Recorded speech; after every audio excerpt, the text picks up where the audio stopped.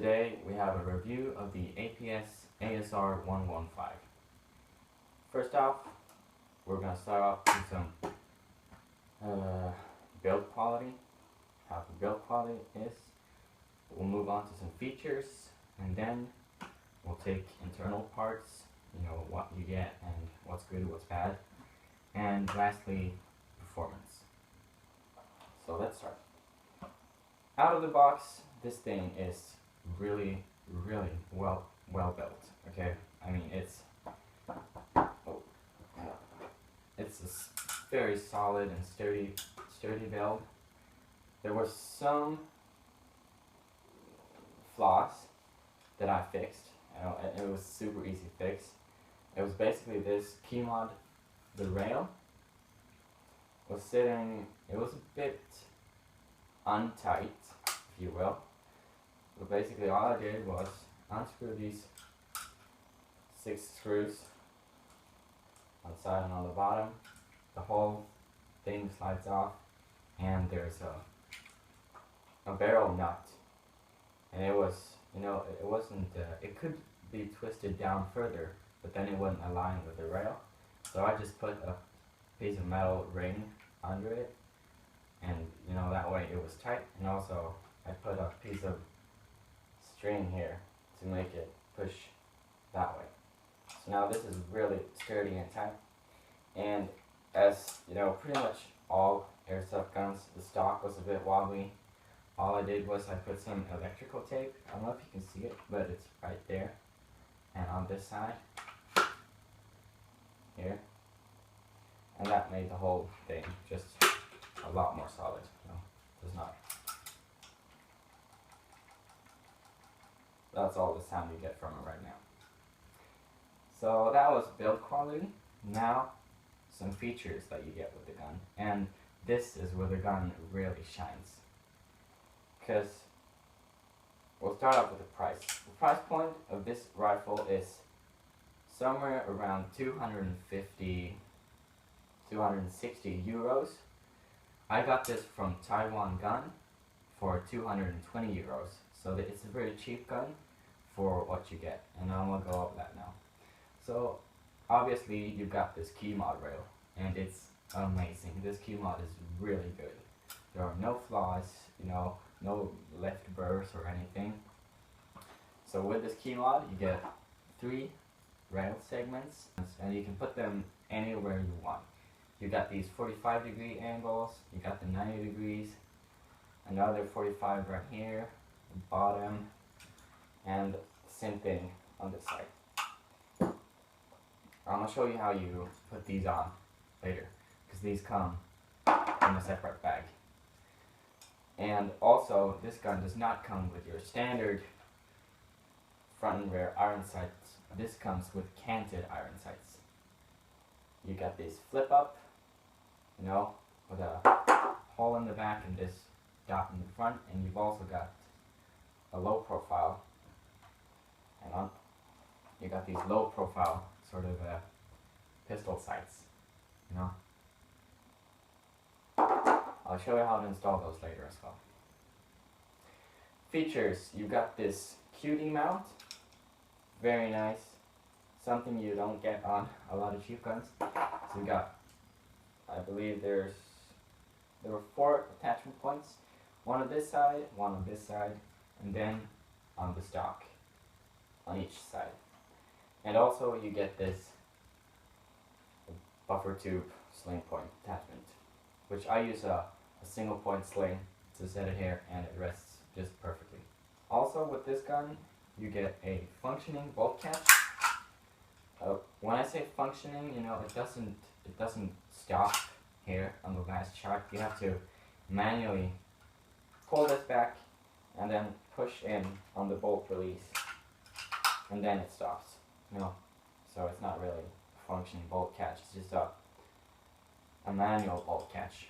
So here you can adjust the hop up like any M4, and you just press this button and forward goes the bolt. Makes a very nice and a metalish sound, so that's cool. More features. For some weird reason they decided to put a Notice flat trigger, I believe it's called a speed trigger. I'm not quite sure, but yeah, that's what they did. They also extended this lever so you can manipulate it easier with one hand. I don't use it because personally I find it's in the way, because when it hangs down like this, it sort of, you know, digs in your skin and it's not nice.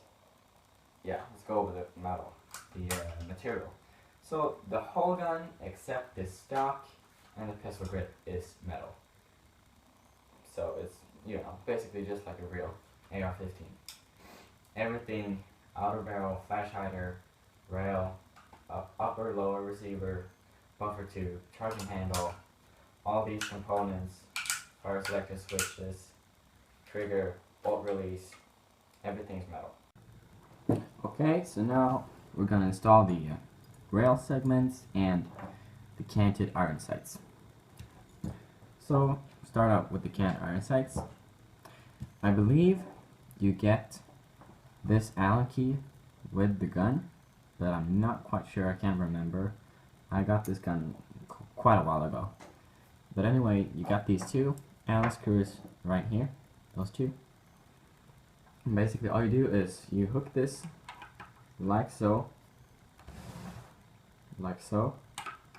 wherever you want it to sit. I'll put mine there. No, not there. There, that's better. And all you do then is insert the Allen key into the screw holes and tighten them up. Like so. Yep. And you do that for the other one as well, but it takes a lot of time, and who cares about me screwing on the screws. So the reason to why you have these canted iron sights is because since this is a longer rifle, it is meant to be sort of a long-range rifle as well. So therefore you could put a magnification scope right here. For example, I've got this 3:9 magnification with a 50mm lens. You could put that on here and, you know, first you just aim down to your rifle scope, and if someone gets up close, you tilt it, and you got these 45-degree angle sights. You just, you know, say come up close. So, you know, that's a really great feature if you want to make it a DMR. Now for the rail segments, you actually have to put these silver things. Wow, that was a weird accent. These silver things on to the screws, and they also come in a separate bag. Then take an Allen key. Make sure you got them screwed out pretty far, because otherwise you won't be able to get them on. They need to be, you know, really far out. And then all you do is, see these big holes? That's where the silver things goes in, like so. And then all you do is slide them forward.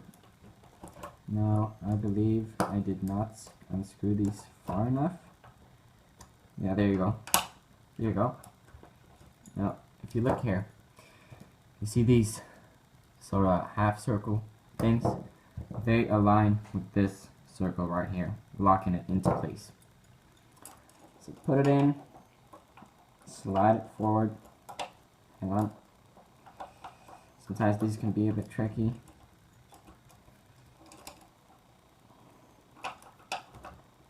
There you go. And then you just tighten these screws up. Super simple. Takes not a lot of time at all. So this, you know, I really like Keymod because it saves weight and it also looks awesome. I mean, yeah, it just looks awesome with all these holes like this. Really cool. So that's how you install the rail segments and the canted iron sights. Okay, so now let's go over the internal parts. Okay, so let's start out with the gearbox.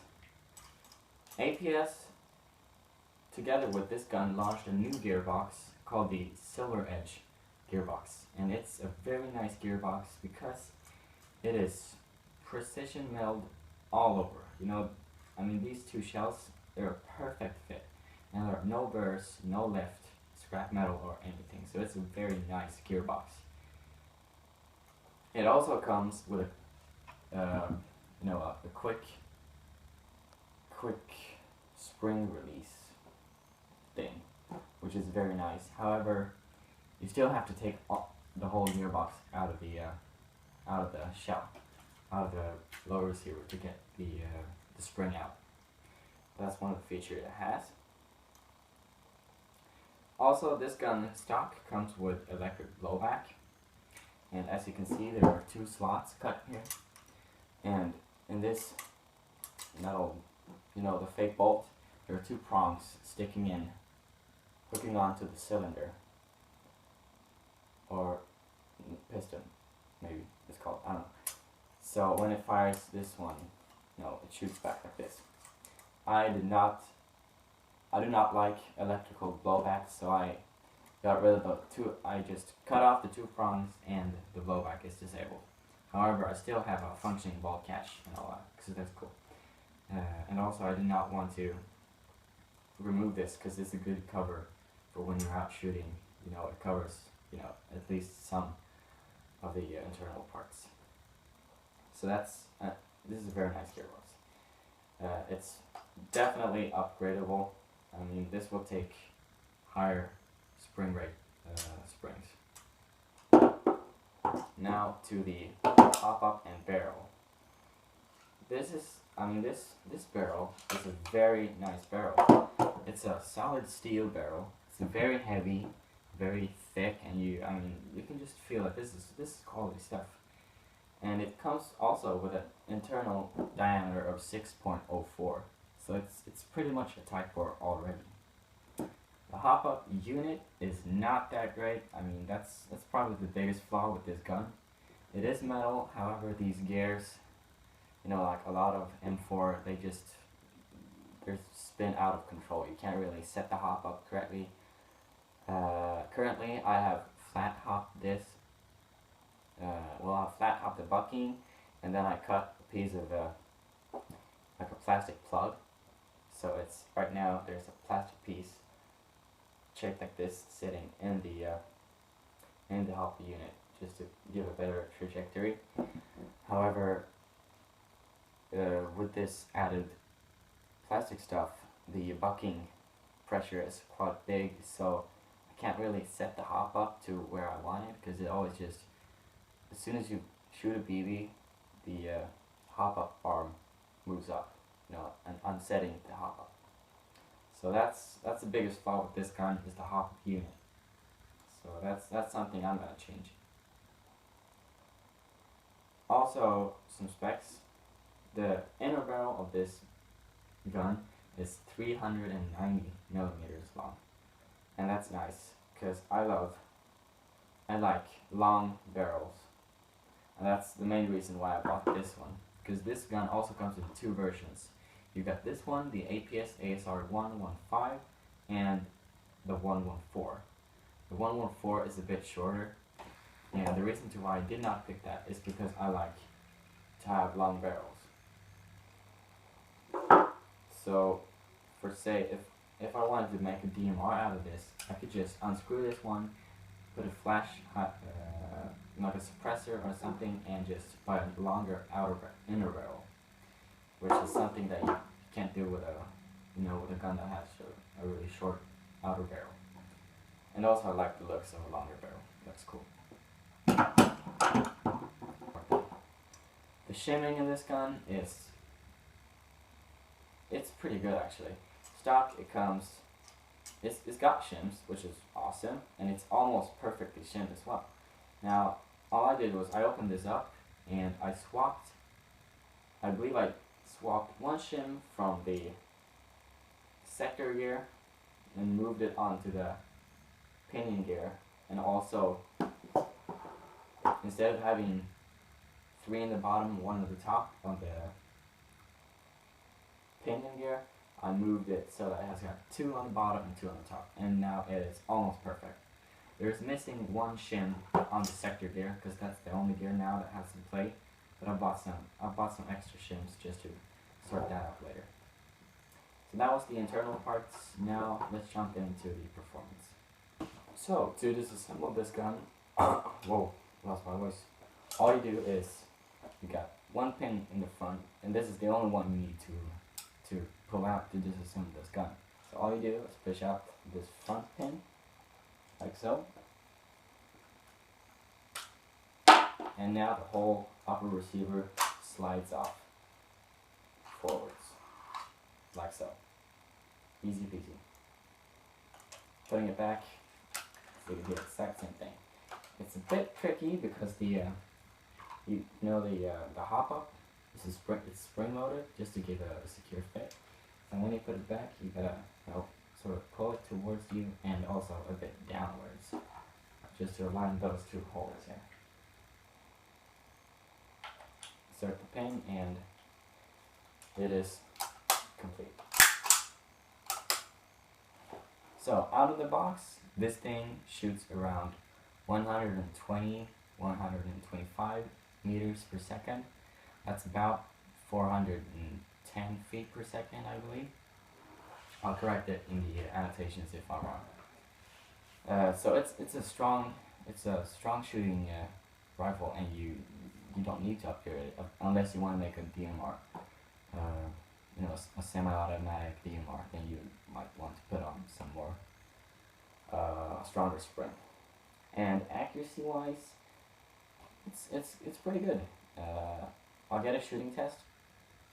I'll have a shooting test after this, but I'll just say that at 100 feet, you can get this target this big, full auto, and you can hit, like 8 out of 10 shots will hit this big a target at 100 feet. So it's a good accuracy. Now there are some ways that you can enhance the accuracy even more. Like doing a flat top mod that changes. It's a whole different story.